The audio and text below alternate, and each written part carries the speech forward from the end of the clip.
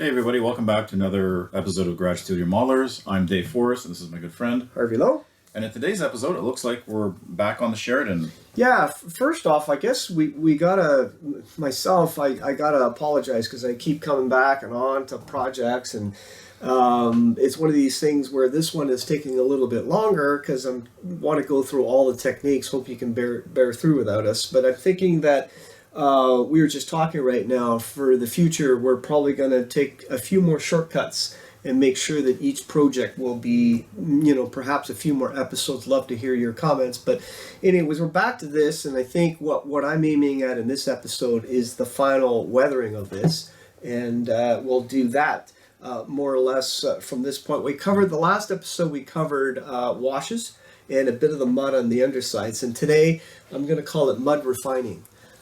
So that's what I'd like to do today, and we'll go from there. Sounds good. Sounds good. Looks like there's been some progress made. Yeah, looks good. yeah, there has. Nicely. Yeah. Now you may recall from the last episode, I always apply washes first, and then this case you always start with the bottom. I learned that from you, and then I apply a wash and start working in the powders. And the washes I'm using at this point are enamel washes. Okay.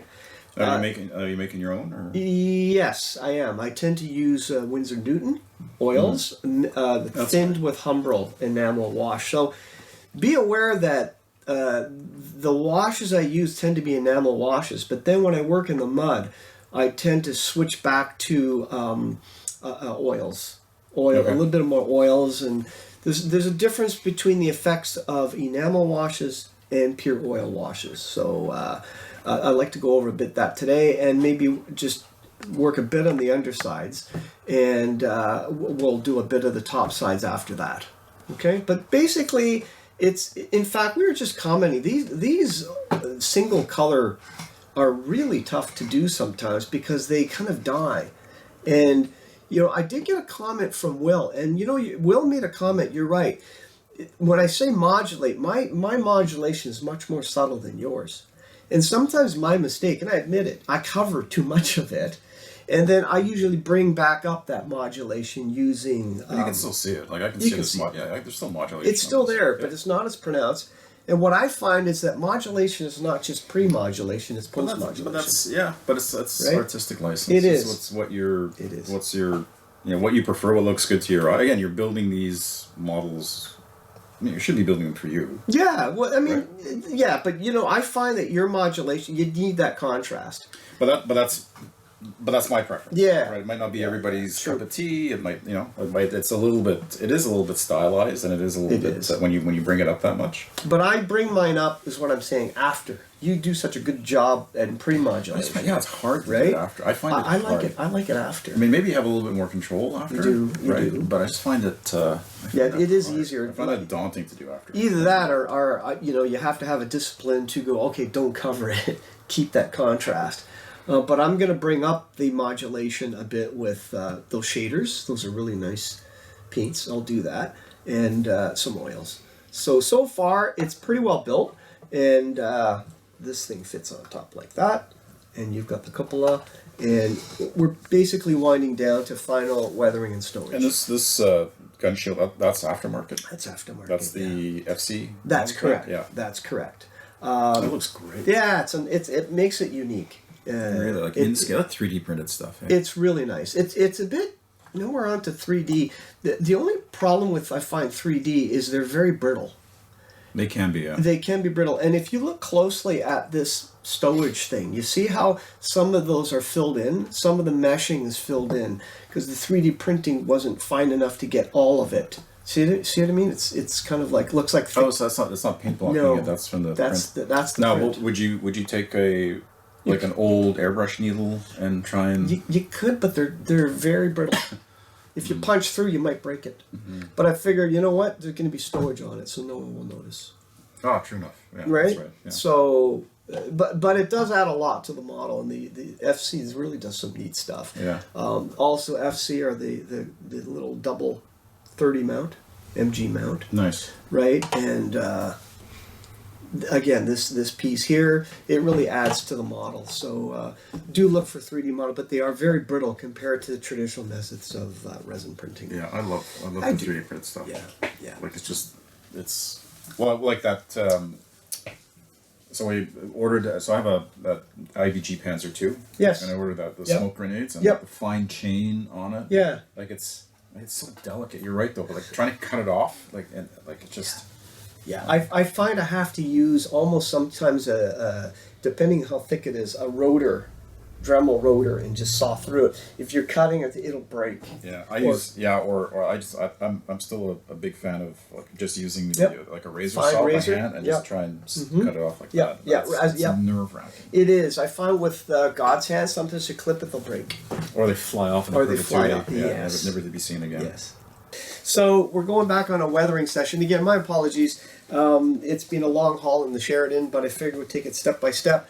Today, we're just going to finish up on some weathering, and then probably have the stowage, and then basically the tracks are kind of the same as the weathering techniques that we're going to show here, and then it'll be finished. So right now, just to review what we've done before, you may recall that I applied, again, oils and thinners, and then mix some powders in to get a feel for the colors I'm going to use. You do that, right, Dave? Do you experiment first with colors that match the color of the model? Like for mud? Like what kind of mud colors do you choose for your model?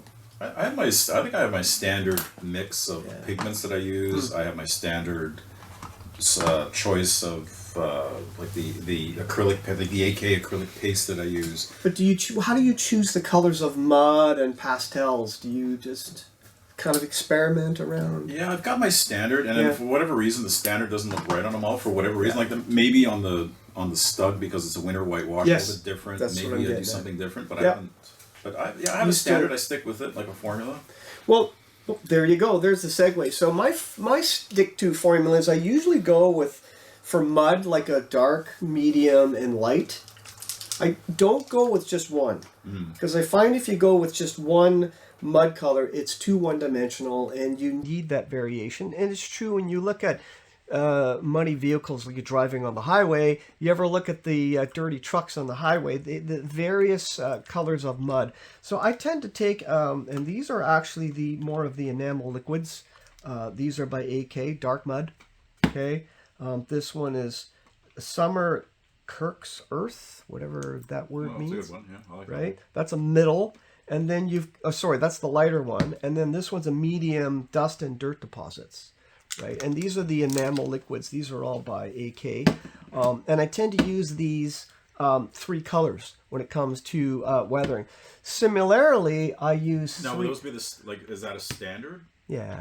So same thing. Pretty much. The only thing that I would change, and this is a good topic. We do a lot of armor on this, but we have an upcoming episode on Yamato. Avoid earth tone colors on naval vessels. It just doesn't look right. So on naval vessels... There's no earth in the sea. No, yeah. So then you would use dark to medium to light grays. That's what I meant about choosing your colors. Yes. I see what you're saying, yes. Similarly with the powders, I mixed my own dark mud, because you could get a dark mud powder from any brand. AK make, they have a lot of the dark muds. And then this is the medium... which would be a Golden Earth by MIG. This is dry powders. Okay, these are dry powders now. And then Vietnam Earth. How compelling and logical is that? Vietnam Earth for a Vietnam vehicle. And there's a bit more red clay in this color. And so you've got your liquids, and then you've got your powders. And as I mentioned before, this is an old 35 mil canister of film that I mixed, and again, review.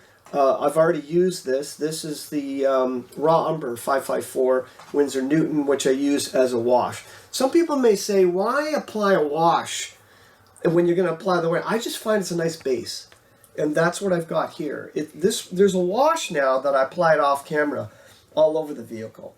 And again, what you might say that you've killed some of the modulation. I'll bring that up later. But the wash just sets the base for me, a nice tonal depth and stuff to show you where you can focus your darker colors and your lighter weathering colors. That makes sense, Dave? Yeah, that makes complete sense. And then refinement of that are, I love these. These are your oil brushers. And again, 3 tones. I think going 4 is probably too much. I kind of like going 3, right? So now you've got your enamels, your oil brushes for refinement, and your powders, and I'll show you how to use these. My go-to, although they do have a bit of an odor, I love the Humbrol enamel thinners, but you could use the MIG AK have odorless thinners, but I do find that these thinners are a little stronger than the odorless thinners. They are stronger. So I prefer actually these, although you got to open a window when you use them. So coming back to this, a wash is on it, some modulation. Yeah, some of it's killed. I'll bring it back up later.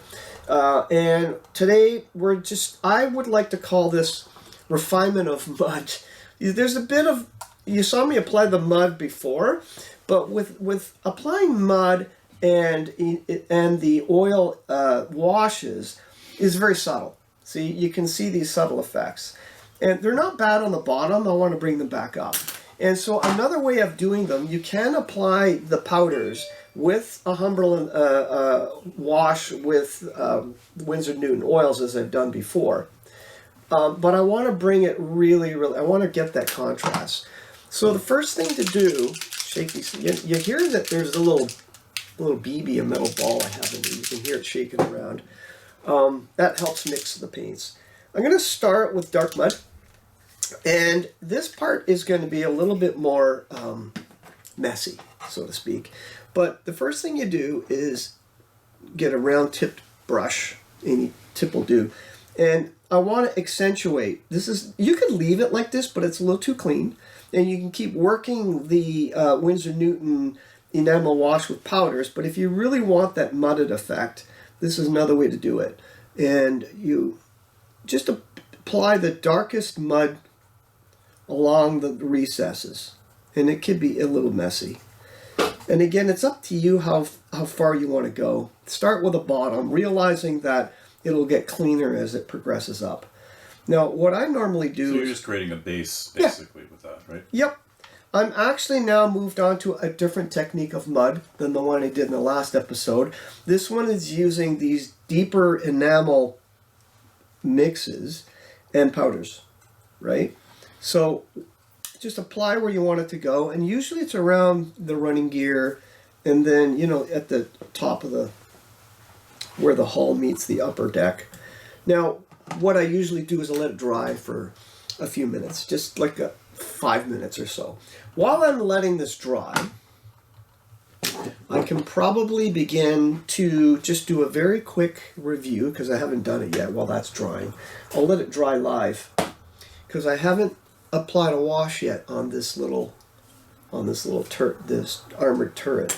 Now there's still a bit of raw umber Winsor Newton mixed with, again, Humbrol thinner wash that I can apply. Now again, I've done it over that, but since I'm waiting for that to dry, I'd like to do a quick review.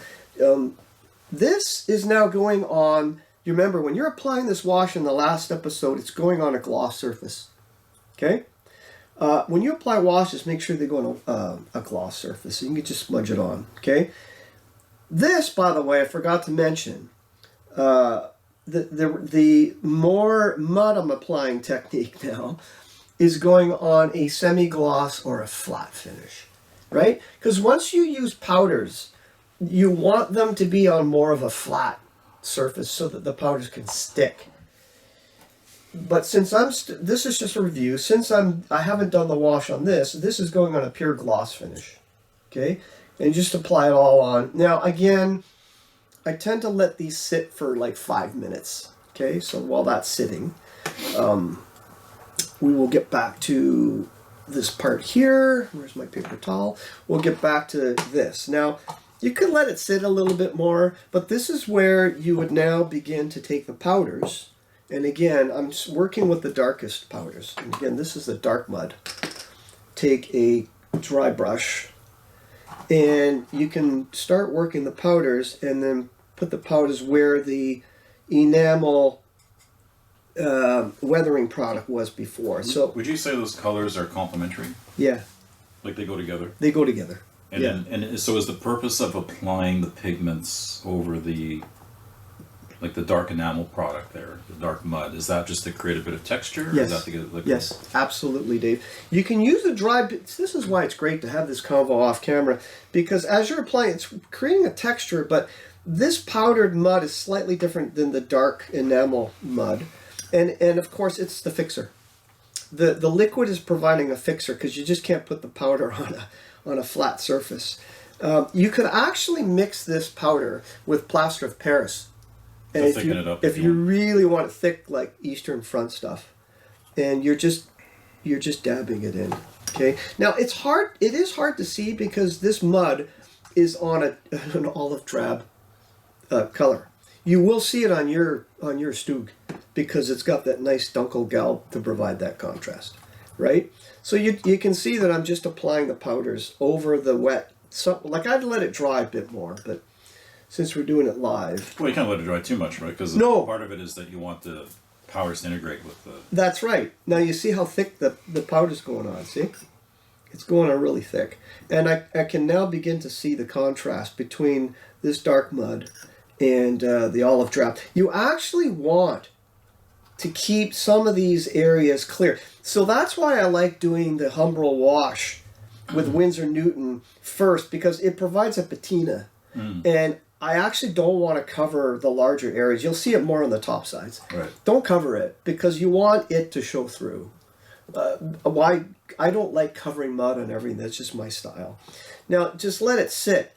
Now, again, wait a few minutes. Now, will all of that fix onto the model? Like, will that stay in place? It won't. In fact, the idea of having it heavy is just to get a lot of in there. But as you'll see, you're going to be taking stuff off now.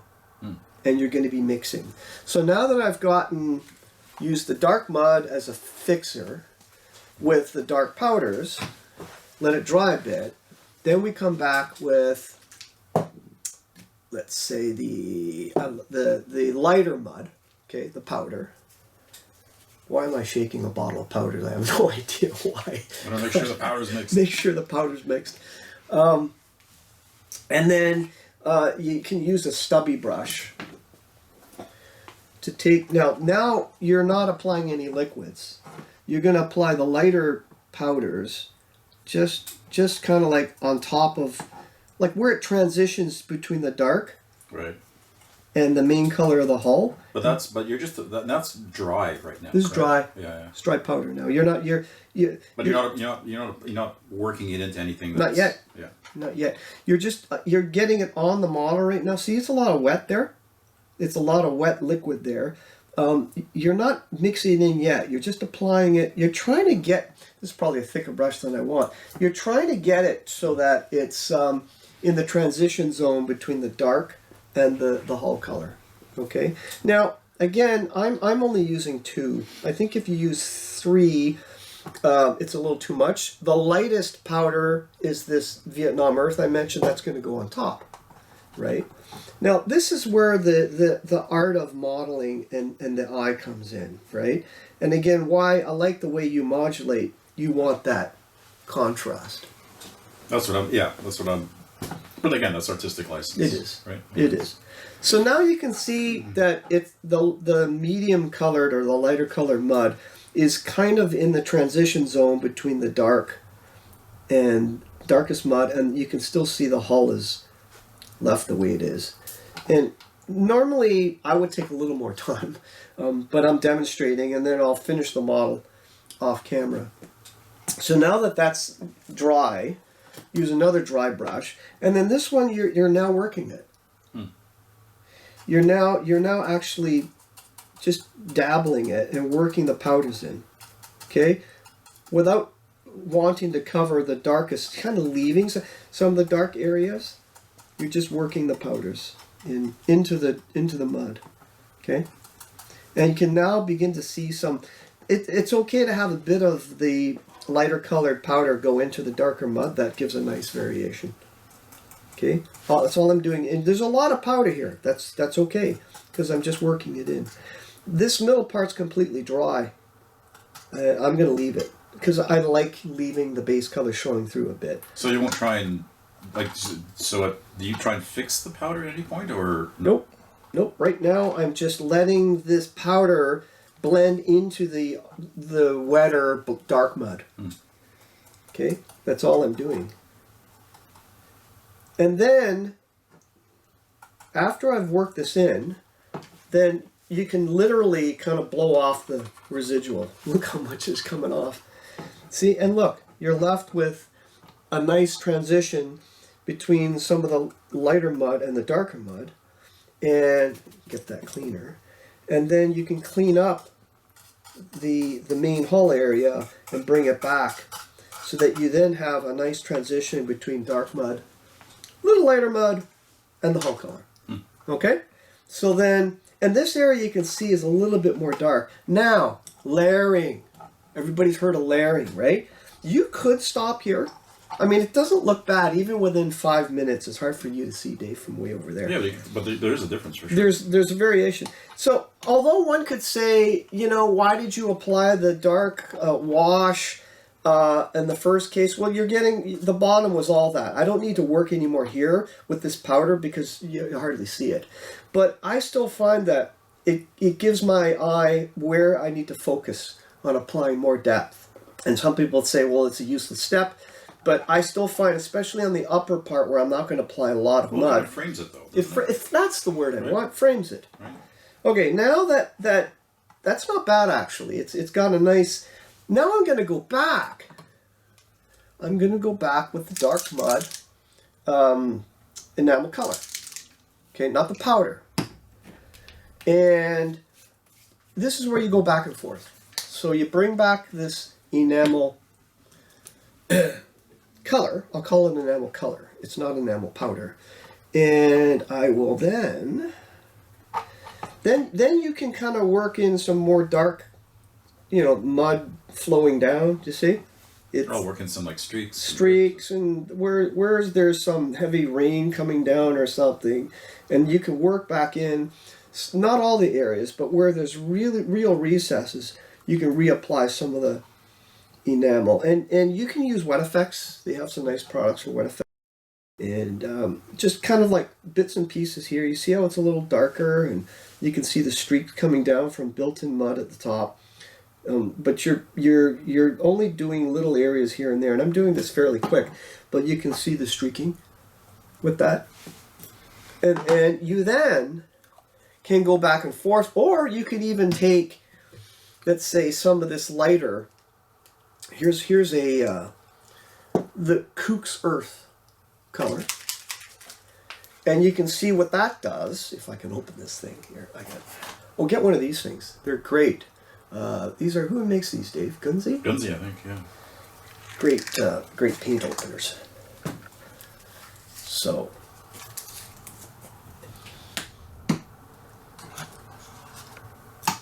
oh, I want to share a funny story. So Dave and I were coming home from the AMP show in Harrisburg, Pennsylvania.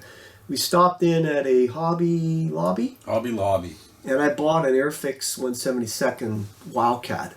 And I'm in the parking lot gassing up. And for the length of me, I couldn't open the shrink wrap on the kit.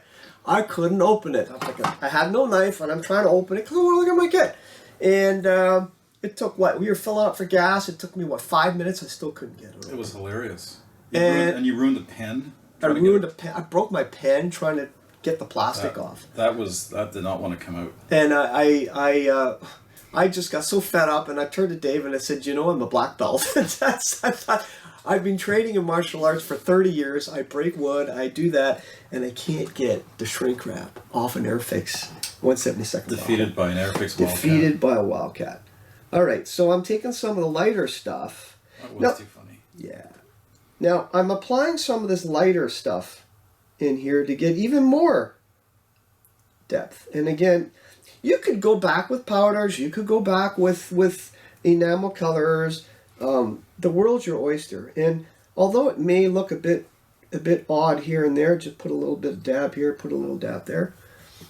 You're then going to come back with this stuff, the Humbrol thinner, and you're going to kind of work it with the enamel thinner now. This is clear Humbrol enamel thinner, so it doesn't look as stark, is the word I want. And you're just working it in. See? And by the end of the day, I'm doing this fairly quickly. Of course, Robert, our director, says, "Hey, the bottle's in the way." So you can see from the top camera down, right?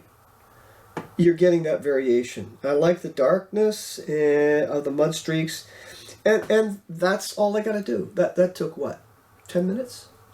Now again, take your time and work it back and forth. We're not working these areas yet with as much mud. I usually don't apply. I don't know about you, Dave. Do you apply a lot of mud products on the top of the vehicle? Well, to me, it's as you go up, there's less and less. But no, yeah, typically I don't. Yeah, there might be a little bit of like what you're doing there. There might be a little bit of stuff that splashes up, maybe on the front mud guard. A lot would kick up on the rear. Yes. So you might do a little bit more on the rear, but on the horizontal surfaces, no, not a lot. Well, let's take your advice. We're not going to work the whole model on the camera, but we will do a bit of the dark and light enamel colors on the bottom here, and a little bit more of the enamel. I'm using paper towel here so I don't wreck his. And stipple this. These are purely enamel colors. You can see the variation. And again, you could come back with a bit of powders and work them in a bit. The powders provide that little texture. And again, mix them with plaster of Paris, because then it'll give it a little more texture. I'm not right now. So there's that. And then I will go with a lighter mud fixer powder. Now, then we have this Vietnam Earth. Now, I could use it on the bottom, but I'm going to kind of leave it like that, because that's pure dark mud, and I kind of like that. And because this powder is actually much more lighter. And I'm just, like any model, you're experimenting as you're going. And we will dry that brush. Now I'm working with the lighter Vietnam powders. And again, going back and mixing it with thinner. You can also use sponge. I like sponges because then it just totally mixes things in. Now see, the enamel powder is much more lighter. Just the powder itself with a tiny bit of thinner, and it's a little bit more refined. Okay? Now, already I'm getting some effect here at the top with the enamel powder. I could apply the Vietnam Earth down on the bottom, and I'll do that a little later off camera. And I'm kind of blending it all in. You're just kind of going back and forth. Back and forth. Yeah. Back and forth.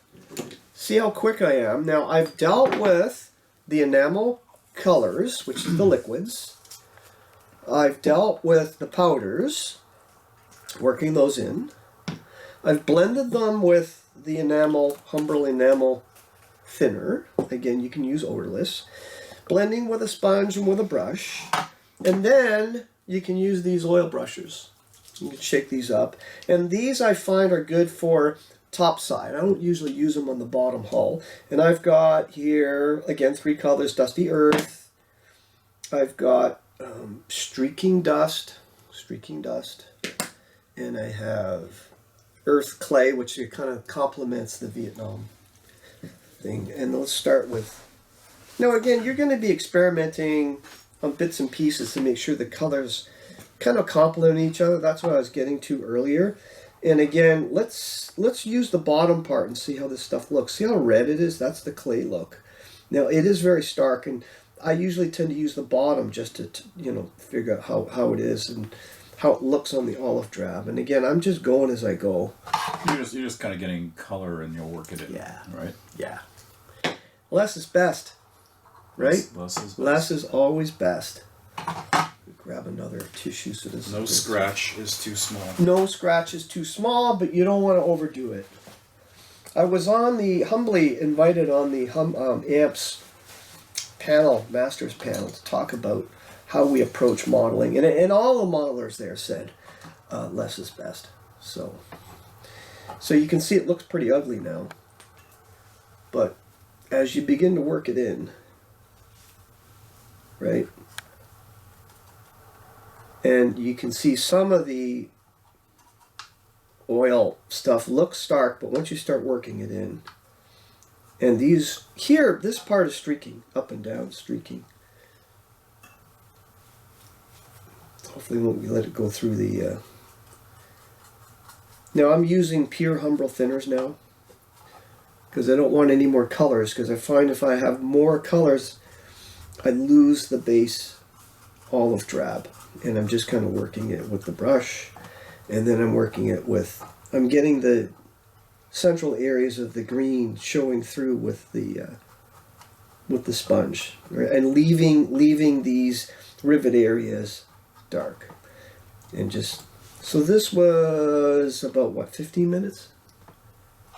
Probably much more than that. Okay. Done. When you're modeling, when you enjoy it, time goes by. It does. Very quickly. So that's it. And then I'll finish up the rest of it for the next round and then add the stowage. And that's about all I got to say about that. That's good, Harvey. Forrest Gump says. What a difference, eh? Look at this side. on that side. And then the difference on this side. Wow. Right? You can still make sure that you don't cover up your previous layers, because you can still see some of that modulation coming through, but I should keep taking note of your stuff, because you want that contrast and you're better at it than I am. But you know what you were talking about, bringing back the modulation. I think you've done that on the side there with the weathering. Well, thank you. Yeah. Yeah. You know what? Yeah. I mean, that looks really good. Yeah, and then tissue to kind of blot it out. Again, less is best, eh? Yeah. Just I don't like all that. You can see the streaking on the side. Yep. And that's good enough. That looks good. Yeah. Yeah. That looks really good. Cool. And then come back for the other half where we'll have the finished I have model. to admit, Harvey, your whole process is very random to me. Is very kind of a little bit of this, a little bit of that, kind of mad scientist. But man, it works. Look at that. Thank you. You know what? You said it all where I've said before, I don't have a 1, 2, 3, 4 step, and I don't think you do either. Every model, you use the word organic. Yeah. But you take that organic to a different level, I think. Like but look at it, that's amazing. And like I'm gobsmacked at the streaking on the side. Yeah, there you go. Looks good. Well done, Herb. Thank you, guys. So that's basically it today, and then in the next episode we'll finish up with the topside weathering, have a look at some of the tracks, and go from there. So thanks for joining us.